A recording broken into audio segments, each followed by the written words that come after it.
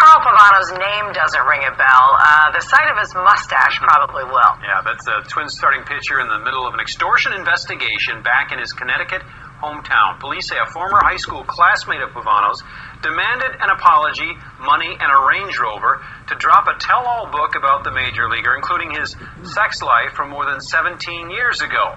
Fox 9's Eric Rung is on this story for us tonight. He's in the newsroom with details for us. Eric, a weird one. Yeah, to say the least here, Randy. Police in Connecticut searched the home of that classmate, 36-year-old Christian Bedard, last week, taking with him his laptop and any material dealing with Carl Pavano. Police say Bedard wrote Facebook messages to the athlete's family saying he'd reveal sexual information about the pitcher if his demands weren't met.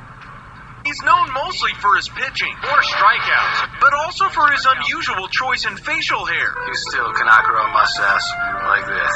Now the Twins starting pitcher may be known as a victim of extortion. I'm not surprised. I think corruption's everywhere. I see it every day.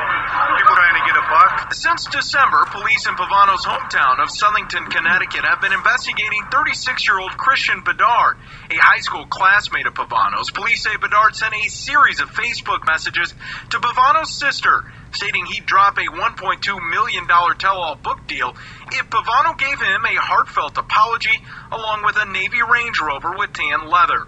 The bomb Bedard claims he'd drop if demands weren't met was releasing the details of a 3-year homosexual relationship between the two when they were growing up. Truth is not a defense in an extortion case. While Ryan Pasiga is not involved in the Pavano case, he is a criminal defense attorney who has tried extortion cases in the past.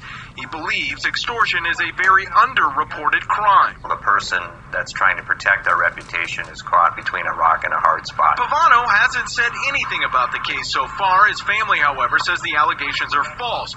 Regardless, Pasiga says people involved in extortion usually don't get just a slap on the wrist. It's a situation where somebody can be charged with a felony, go to prison for a while. In this case, Bedard has not been arrested or charged. On his Facebook page, he wrote, quote, "I feel a bit violated, but I hope they charge me with something because I will bring it to trial. Finally, I'll be able to tell my story and I'll have my closure," which was the whole point to begin with, though he may have a hard time getting anyone to believe his major league story after this.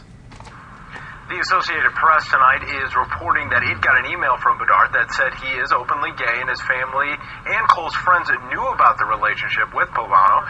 He's also asking he also says that asking for that Range Rover was a joke after Pavano's sister asked him how to keep her brother's name out of this alleged book. We're in the newsroom. I'm Eric Rung, Fox 9 News.